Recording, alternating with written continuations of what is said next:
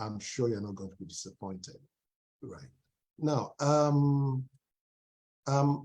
Bob has a total of 55 years of experience in software engineering, decision science, simulation, defense flight simulations, process control, telecommunications, market research, and strategy planning, with 13 years focused on negotiating international standards in mobile/cellular communications, digital rights management, and the Internet of Things. When somebody has such a wealth of experience in very, very sensitive sectors of technology, you know you are in for a good run. For the past 4 years, he has been focused on starting this next level mediation to apply decision analysis, social choice theory to mediating disputes. So enough said. Let's just hear it from the giant himself, Mr. Bob Bergman. All right, I'm going to hopefully share my screen. And okay, so let's, for those who have not seen much of Next Level Mediation, let me just describe in a few slides, and then what we're about, and then I'll discuss or demonstrate parts of the system that should be of interest to the group. So what we know about disputes is that they generate a lot of emotion and they tend to hijack logic. Everybody goes through this. It's independent of age, intelligence. It's part of that mammalian brain fight or flight reaction. So the problem is that early brain logic infuses our expectations, that are rooted in emotions and wishes and hopes. Basically, they're not tamed by reality. And what I mean is you'll see responses like, life should be fair, I deserve justice, you should be punished. These are very simple responses, but they don't really help resolve any disputes. And the whole idea of next level mediation is to try to get people to think logically about their dispute and not be influenced so much by, by the information and biases we have floating around us every day. And the human brain hasn't changed anatomically for over 100,000 years. However, the amount of information it has to process has changed exponentially. And adjusting to that and being able to do critical thinking is part of our problem. So unfortunately, below the graduate university level, there are no classes anywhere that teach people how to make logical decisions. People basically learn by trial and error or observation. And our brains are not designed to analyze large quantities of data. Humans really are only good at comparing two things at a time with any degree of intensity. And unfortunately, people often have to make major decisions involving dozens of factors in their head without any tools. And of course, your brain has this heuristic. It's designed to normally take the shortest path. And because thinking about the long-term effects of something are very difficult for most people, we don't do it. And unfortunately, we have not evolved to rely on logic. As an example, if you see in front of you, a nice dessert, you'll say, I want that dessert. I'm going to smoke that cigarette. I'm going to max out my credit card. That's your mammalian brain. Your neocortex, or the logical part of your brain, is going, maybe I should save for retirement. Maybe I should worry about my health.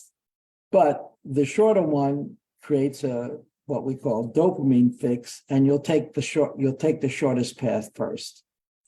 And when we are in disputes, we have to make decisions with lots of data, and it becomes very difficult for us. And you can see, for instance, in our current environment, we have lots of choices, more choices than we really need. There are the normal cognitive limitations of the human brain. There's a lot of misinformation on social media, as an example. And of course, we have natural biases like optimism, pessimism, confirmation, anchoring, and emotions. While it's, for instance, good to be an optimistic person, it's not necessarily good to make an optimistic decision, because an optimistic decision is more or less based on your ego. It says, independent of the probability of success, it's going to work for me. So we have to deal with all these factors when we're trying to resolve a dispute.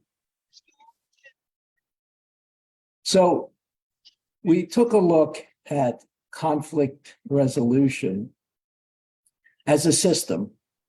And what we mean by that is, if you look at the way conflict works, you have essentially a plaintiff or a complainant or someone who's got a problem, primarily driven by human nature, maybe kind of emotions of this earlier logic, maybe unrealistic expectations of litigation or going to court.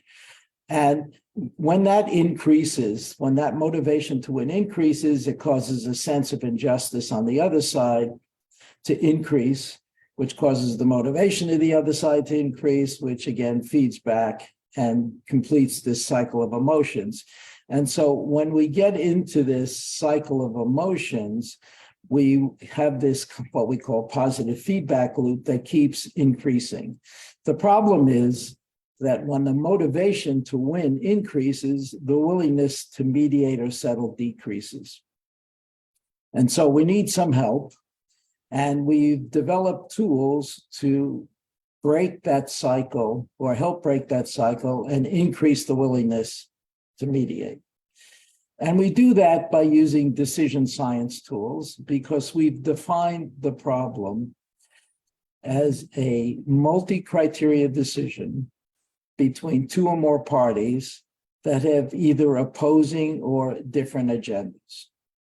And I think once you realize that the resolution is really a group decision, or what in decision science we call social choice theory, then you can apply decision tools to the problem. So the basic idea of the system, and I know I'm going fairly quickly, is to move people from this, what we call child logic, not to insult anyone, to critical thinking, without, someone has their mic on, without calling it critical thinking. So the way we do this is we take advantage of the fact that the human brain cannot be highly emotional and quantitative at the same time. It's just two different parts of your brain. And by using selective attention, what we call pairwise comparison, we can, for some period of time, understand what people's real objectives are and what the priorities are.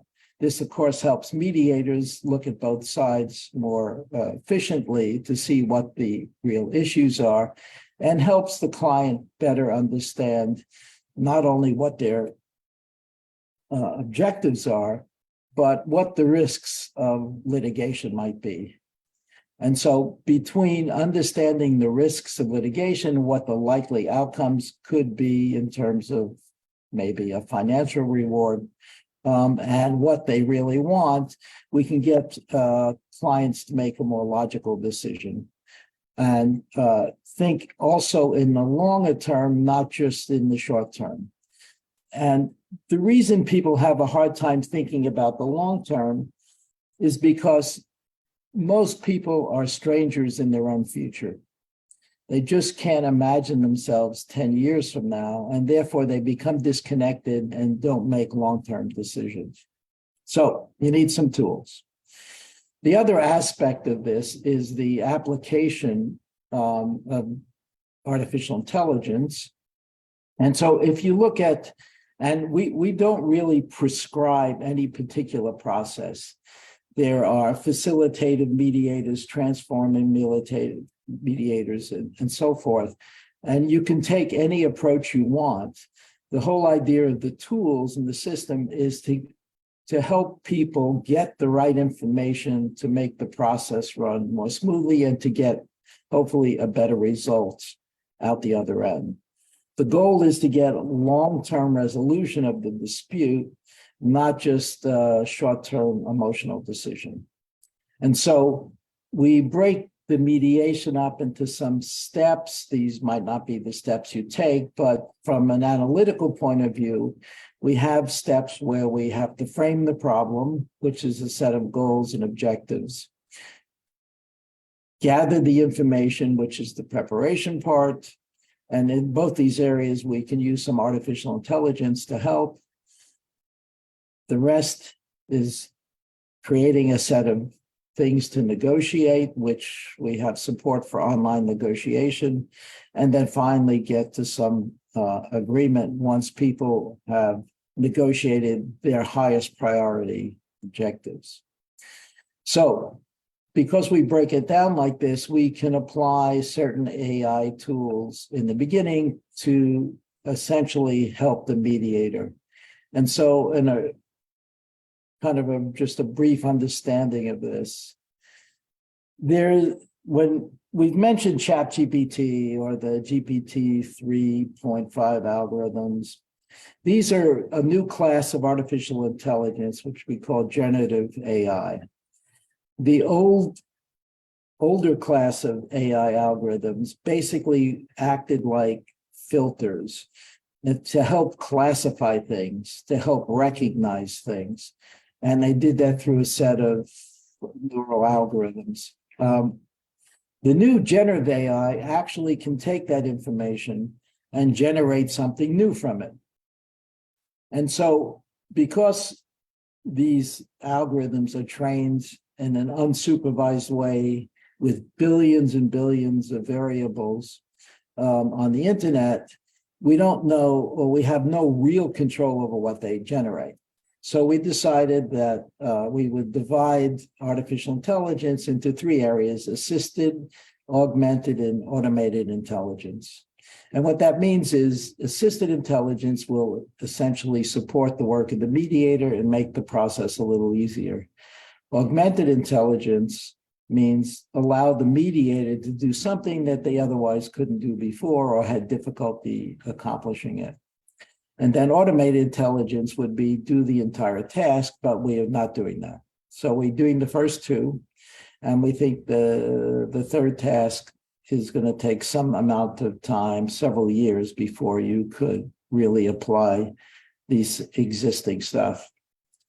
So what we've done basically is to ensure that the mediator gets support from the tools, helps them, and we do not let disputing parties get the direct results of any of the AI work. We always use the mediator or whoever is facilitating it, could be an arbitrator, any kind of neutral, from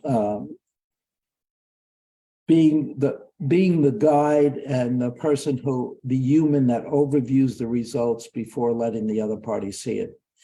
And the reason is that these systems, and by the way, GPT is not the only one out there. You'll see Bard will be coming out soon. That's the Google AI generative system. There's another system called Sparrow, which from a company called DeepMind, that will be out soon. And so there'll be different generative AI systems out there. The main thing to realize is that it still needs human oversight, and it should only be used to help guide a process and not be the process itself. So with that, I'm going to try to do a simple demonstration so you can kind of see how this works. So we will, when you log on to the system, there are two areas. One which is for mediation and one which is consultation. The only difference is that in mediation, there is two parties. Each party can have multiple participants. And then in consultation, there's only one party. So this could be a company decision. It could be a decision for just one client. For instance, an attorney could be representing a client in a mediation, and basically for group decision-making. And mediation, of course, includes negotiation and resolving a dispute between two or more parties. So the system's kind of divided up that way. And so in order to create a mediation, let me just move the Zoom controls out of the way. You just basically click add, and we'll say this is generic or consumer. In other words, this hasn't gone to some kind of jurisdictional court. And the first thing is whether or not it's public. And what this means is that, and I'll make it private for now, when you're creating a mediation and the structure of the mediation, you don't want the emails to go out to the participants until you've completely created the mediation. And so we keep it private while we're creating it. And then this, we'll call it, I actually prepared something. Let me see. Yeah, let's see if this, so I type this all in all the time. So this is a little hard to read, but an employer, let's say in West Africa, hired a contractor to build a house. The employer said there was a breach of the contract because the contractor, there was a substantial delay. This looks like it got messed up because of the late procurement of equipment needed for the project. And this might have been caused by COVID or something else. And so this is supposed to be the name. So let me fortunately with Zoom, I'm just going to delete this, put this in the description, which is where it belongs, and the name will be the construction view in Africa. Okay. So then we give it a category, and you can see we've done lots of categories of stuff. I'll call this a construction dispute. Now, the first thing normally in the mediation, you want to frame the problem. What's the dispute about? Which means you want to have people answer some kind of questionnaire. Now, right now, we don't have a questionnaire for this, so we'll leave that alone. You can also attach terms that you create so that when people or parties who are part of the dispute register on the system, they have to agree to whatever terms you put in the terms agreement. And then there are things like including a virtual address if it's a video conference, or including a physical location to show up at a certain date and time. And we'll just stop. Okay, the next step basically is to select the model. And what this means is the models are just a hierarchy of objectives. And what we use this for is to help get through that cloud of emotion and help people understand what their real priorities are. For now, we don't have a model we want to attach. And basically, we're just going to add our participants for now. And since it's not public, and we'll have someone who is, well, whatever. This is my son, actually. So I'll just add him in as the employer of the contractor. And then we'll add the contractor in on the other party, which we'll make something up for that. And this will be whatever.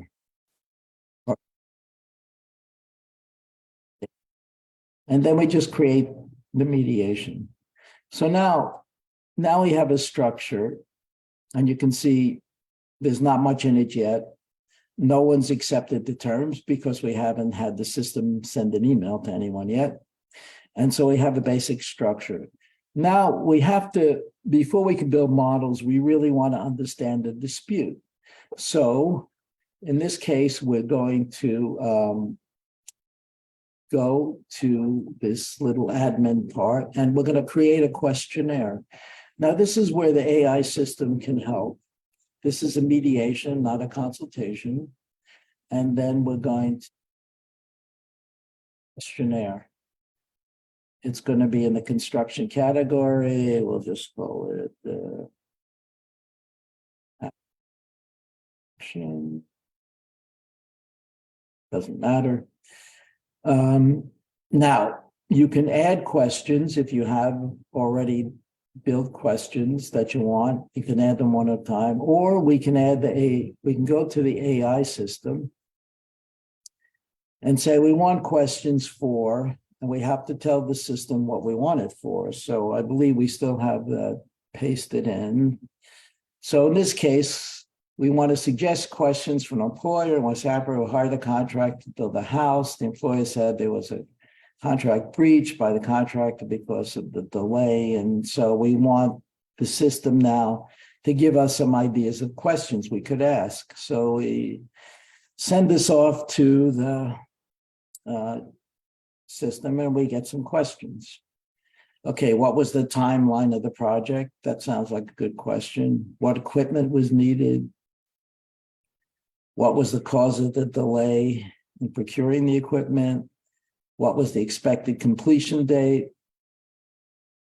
What was the breach contract? Okay, so we click add, and we took the suggestions from the AI system because they all seem rational, and we added them to our questionnaire. Now, because we don't always know what the AI system will come back with, we want the mediator to look at what the results of the queries are and then decide which ones make sense to ask. Now, you might click it again and say maybe some other questions that make more sense or more sense. And okay, here's one. What is the best way to resolve the dispute between the employer and the contractor? Okay. Was there a penalty? Sounds like a good question. So let's add those. So slowly we're building a questionnaire. Now, for instance, here we might say, instead of just the context of the dispute, we may want to know, for instance, what's the readiness of the parties to mediate? How do we want questions to find that out. So let's do that.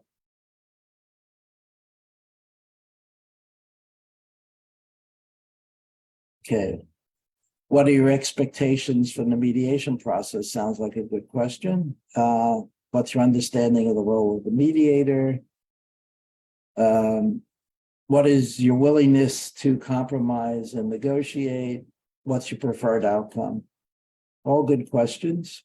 So we'll add those. And I think maybe that's all we want our parties to answer. So we will save the questionnaire. Now, once the questionnaire is saved, we can go back to our dispute.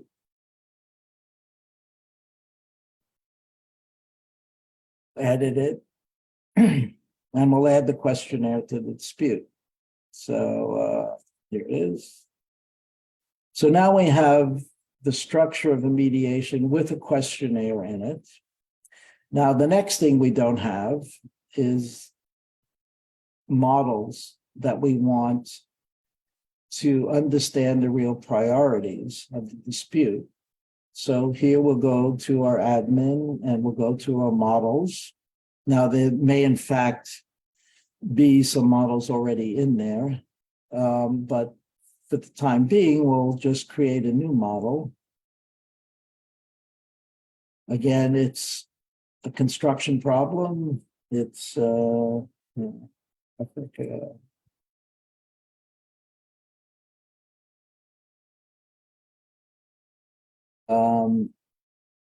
I'm not going to spend a lot of time trying to make up unique things for this. This is basically what the thing is about, but we'll just cut that short for now. Okay. And the goal is to find, in this case, would be the priorities, optimum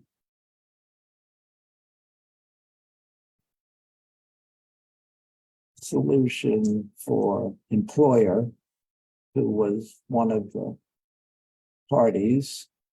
And then you can add criteria, things you've gathered from the questionnaire that might be interesting objectives or criteria for deciding on the dispute. Or we can go to our AI system again, and we can say, okay, what might be typical objectives?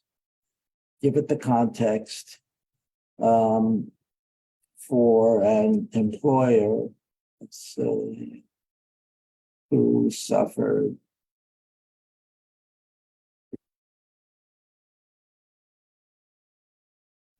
tract in having a house built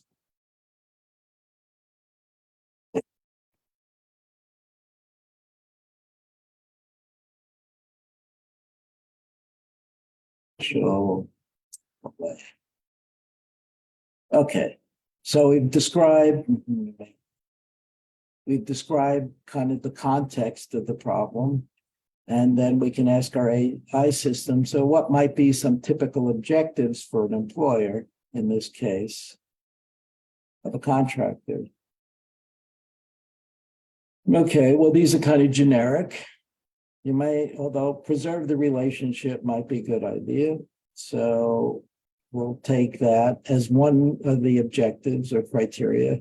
So one might be preserve the relationship because we want things not only to be resolved, but we want the home to be completed.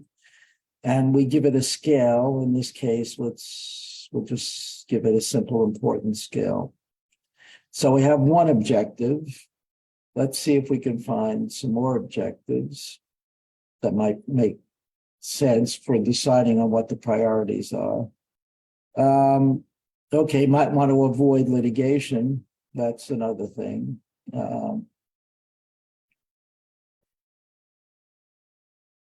That's could be important also. And now let's see if we can make this a little more concrete. There was a substantial delay and it caused a loss of funds.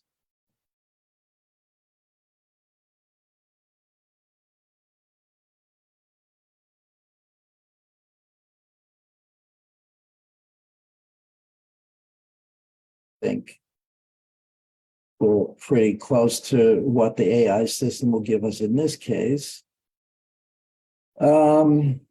Minimize financial loss. Okay. So instead of mediation, let's see what it would be for negotiation. And again, what we've done is structured this so that the mediator can change the way the prompt asks the AI system for results, but we want to make sure that it's not suggesting things that are not illegal, for instance. So here we have some other objectives. So maybe reimburse for the losses is a good objective. And maybe avoid future disputes. Actually, compensate for any inconvenience might be another objective. All right, so now I have a simple model for the employer. And these are, let's say, the objectives from the employer's point of view of what we'd like to prioritize so we know what to really negotiate. So we'll save this model. Now we're going to go back and we're going to edit this into our system of mediation. So we go back to edits. We go to party A, which is the employer in this case, and we know it's a construction dispute, so we put in the priority model. Let's just double check. Yep, that's the right model. And then we'll save that. And then for party B, who's the contractor, let's see if there's a model in the system here, breach of contractor's priorities. And that model is finish the project, maybe is an objective, finish it at a discount could be an objective, rewrite the contract with extensions or cancel the contract. So let's say those are the objectives of the contractor. So we'll save that. And so now we basically have a complete mediation. So we'll go back to over here. So if you look at it now, and before we turn this public, we have no one, of course, is accepted terms. We have questionnaire, and then we have basically a priority model. We could also add, for instance, a risk model, which talks about litigation risk. And I can discuss that later on. That's another kind of complicated discussion, but just so you understand, we have a library of risk models. And so, for instance, here's a construction defect risk model, which would be things, looks like this. Basically says settle, litigate if there's a trial on defects. If no defects were determined, then there's no problem. Otherwise, let's say defects were determined, and then the type of defect, was it architectural or was it basically some other limitation, either in the contract terms or in some other situation. And so each of those would result in a different economic value in a trial.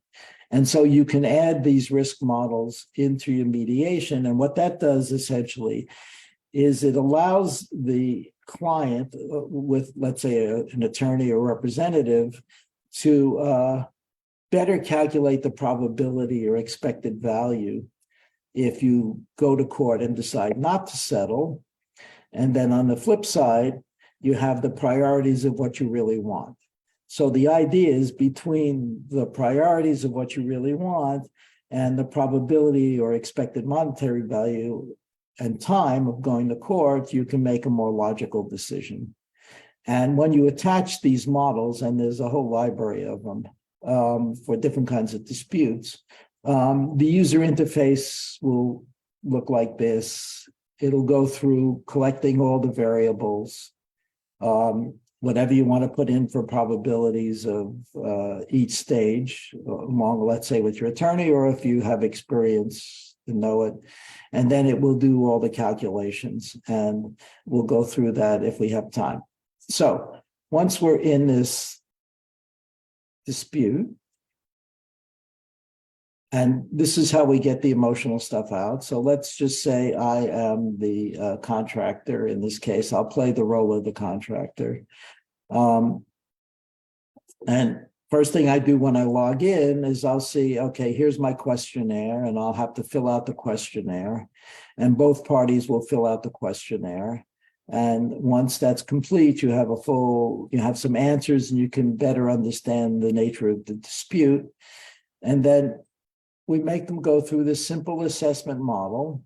So as an example, let's say I want to preserve the relationship, and I think that's 2 times as important, okay, as avoiding litigation.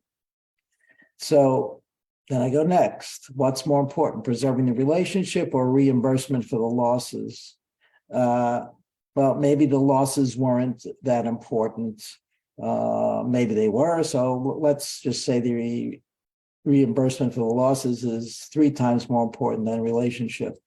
And so what we're doing here is we're forcing through this kind of attention for each side to focus on a different part of their brain, because we're asking people to be quantitative.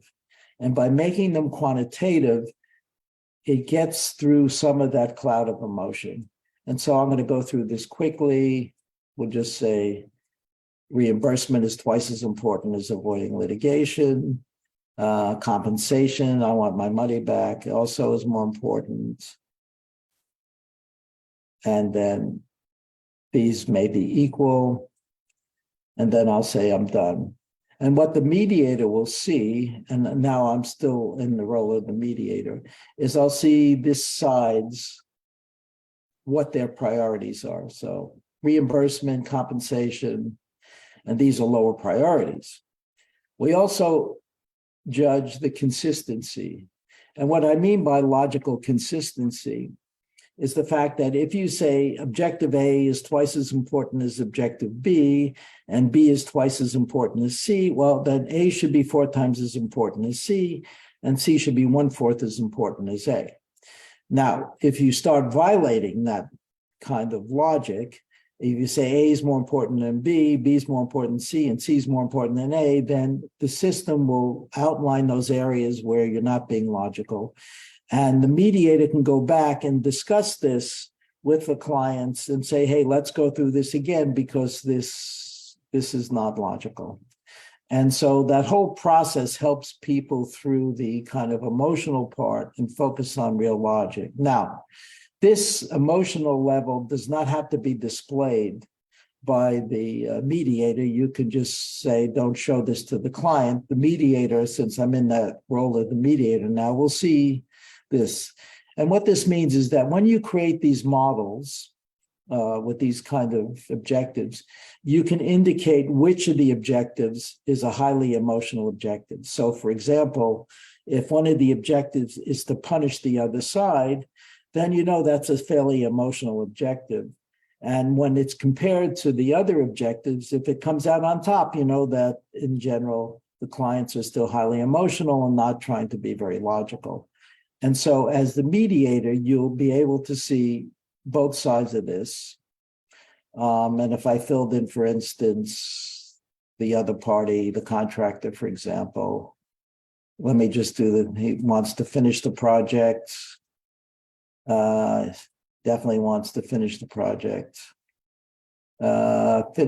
Contract with remuneration, finish the project, I think is still his highest priority. Let's say finish the project at a discount, that might be more important than finish the project at discount might be twice as important as canceling the contract. Rewrite with extensions to cancel the contract. That's probably rewrite the contract. Okay, so the contractor then, and if we look at the results, what we can see is that the employer, which is party A, wants to get reimbursed for losses, preserve the relationship, and avoid litigation is the lowest priority. So he doesn't want to do that. And we see that the contractor, okay, wants to finish the project, is willing to do it at maybe a discount. And so maybe there's some negotiation that can go on here. So if we look at this and we say, okay, go to the AI system and maybe suggest some ideas. Let's say I didn't really know what the ideas were. So let's give it a context again.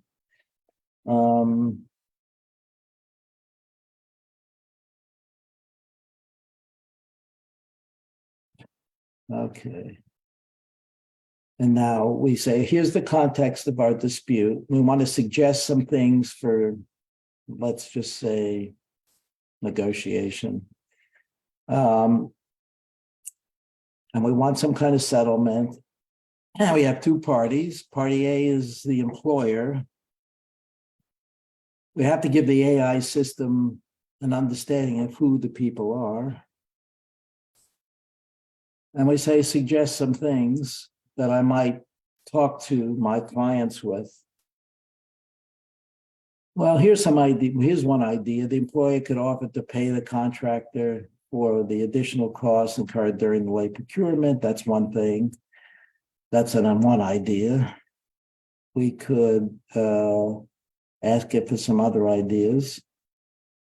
In fact, this may take a little while. Okay. Employer could offer to pay a portion of the contractor's losses. That's a possibility. And the system now is going to go off and do some of these things. Employer could offer to pay a portion of the contractor's issues. Okay, so this is, if we say instead of settlement, let's try some options. Again, these are all ideas. And again, it's up to the mediator to come up with the ideas, right? These are, because as we use the contractors are offered to cancel the contract, that's sure the contractor could offer to finish the project at a discount. Well, that sounds like a good idea. So maybe we'll use that. Then what we create is an option group, and we'll call it Africa. And basically it's negotiate, dispute, and then let's count alternative. Let's see, and this is basically, this is an idea for the employer, and I think we already have a group in there, and we'll say this is suggested. So what this does basically is once you get some ideas for how you might solve dispute, you create these alternatives that each of the parties are going to weigh against their criteria. And you see, we created this alternative group. This is like a whiteboard. And so all the parties who are involved can then offer suggested solutions. They'll show up on the whiteboard, and then you can discuss each one and decide whether you want to approve it or not. And you also then attach your criteria model so that you can weigh all the alternatives against those criteria. And that's essentially how you make a logical decision if you are, one of the disputants. And so right now we're going to go back. Here we can just we'll add one here to make two of them. And that will say continue the project and reimburse.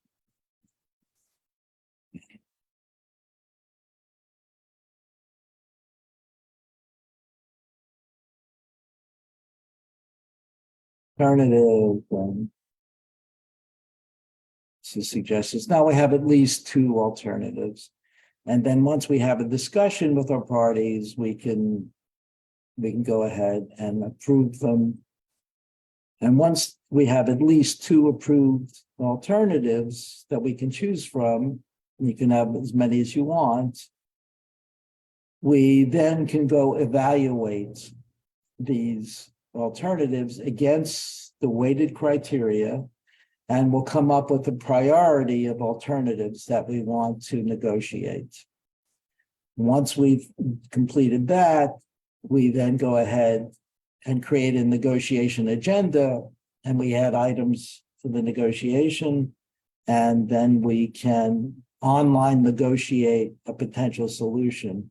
Now, I'm just looking at the time, and it's getting late. If I continue through this, we won't have time for questions. So maybe this is a good place to ask for interaction. Yeah. Okay. Okay. There's just a lot here in the system, and so let's go ahead and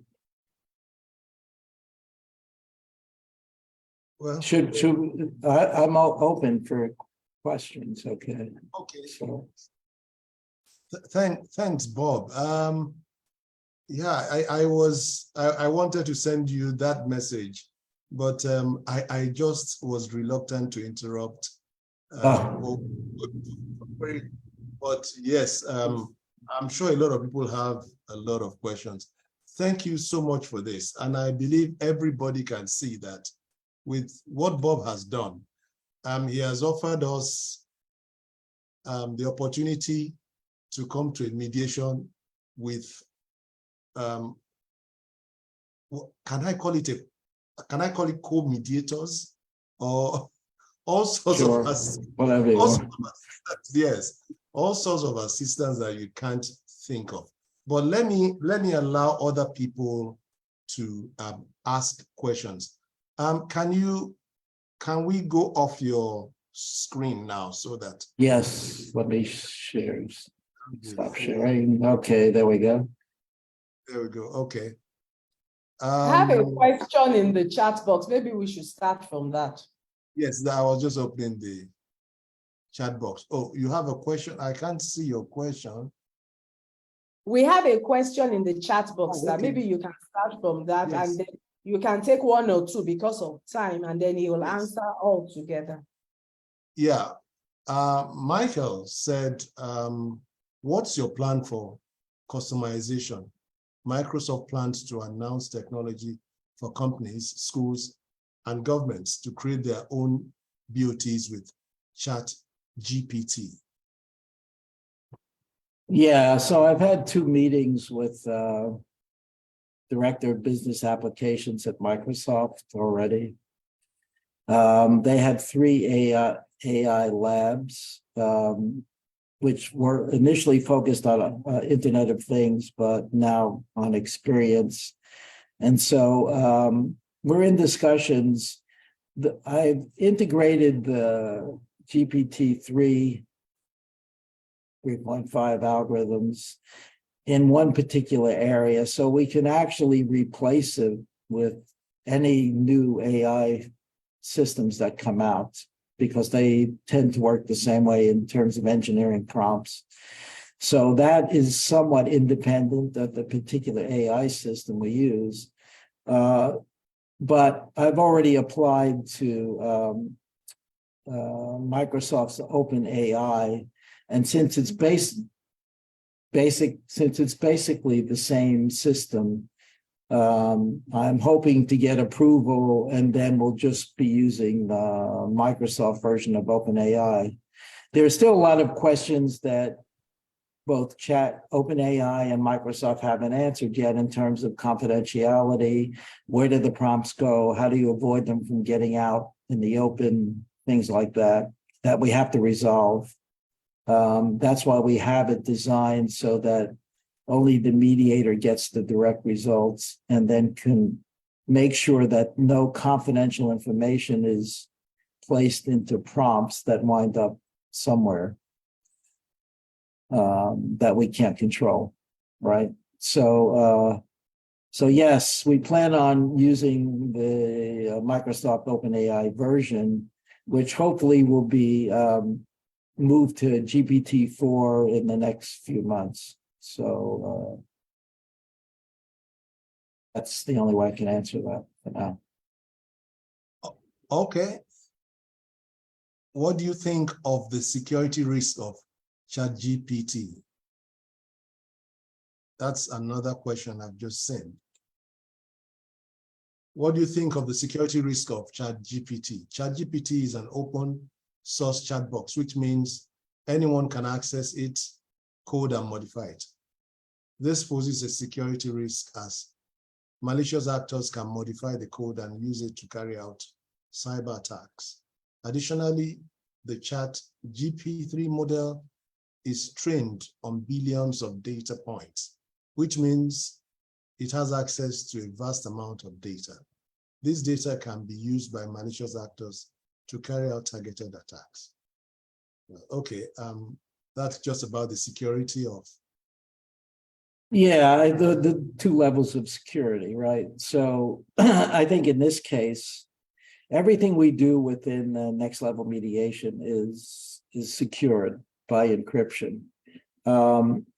Once you go out to a third party, and it's not chat, it's just the GPT-3 OpenAI algorithms, right? We are very careful, and that's why we give the mediator some control over what goes out into the AI virtual world, right? It's again, it's an interesting dilemma in the sense that because these are unsupervised trained algorithms from stuff on the internet, And a lot of times it's exactly that stuff on the internet that caused the dispute to begin with. We wind up with some kind of circular reasoning. And so we want to make sure that there's always human oversight.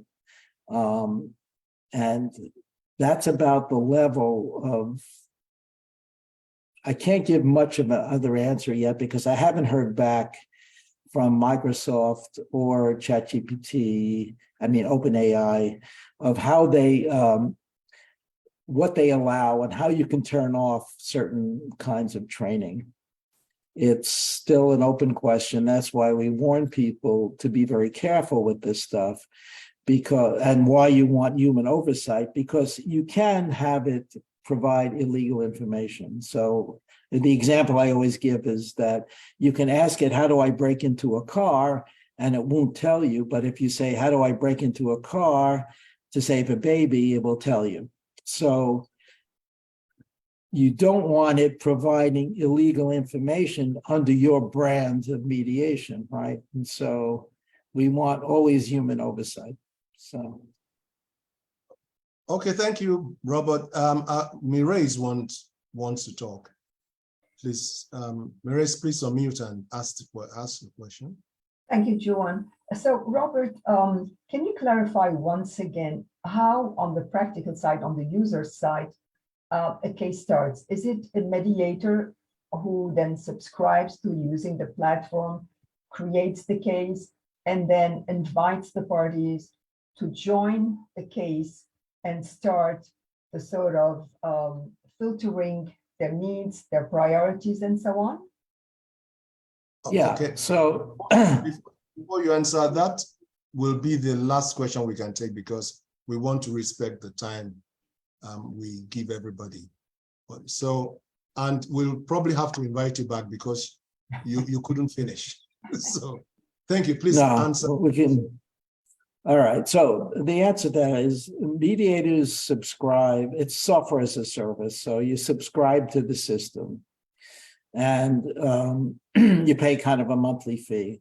And the monthly fee is independent of the number of mediations or disputes you handle. So it's one fixed monthly fee. And then if people come to you for resolving a dispute, you can explain how your process will work with this. And then you create, once they've agreed to use you as a mediator, then you create the mediation. And you can first get answers to questions, then create the models, and you just go through the process in that way. And so, I don't know how else to really answer the question. It's up to you to bring in whoever, your business is getting disputes resolved once, and this is basically an expense for your business. And once people who are in dispute come to you to resolve a dispute, you create the mediation, you have them register. They don't pay for registration. The clients are free. It's only your one monthly fee. And again, you can have as many of these as you want. So, and you can handle multiple ones at the same time because the system has built-in video conferencing and messaging, which we didn't go through. But if you're not online, as an example, and someone finishes an assessment, you'll get an email that says, client finished an assessment, go take a look. Or if they try to send you a message, you'll get, and you're not online, it'll tell you that you missed the chat message or something like that. So the whole idea is to be able to resolve disputes, but also not spend the whole day in front of a computer. So, which we find to be problematic. So. Thank you. It answers my question. Well, Robert, thank you so much because we've seen all sorts of fantastic softwares, but this one is the one that best helps the mediator. And Robert, please, we'd like to have you back. But in the meantime, if there are more of us that have questions, we can look in the chat box. You can send it to info@odrafrica.com, and then we'll get it to Robert. And Robert's response you'll get. We'll send it back to you. So thanks for your time. We still want to keep it within that 1 hour so that Sure. you can always confidently attend with a plan to know that you can go into your next meeting by 5:15 or thereabout. So thank you very much for coming. You're welcome. We'll let you know about the next one we have. All right, Thank you. sounds good. Thank you. All right. Thank you so much. All Thank right, you. Thank you. you bet. Bye. Bye. Bye. Bye.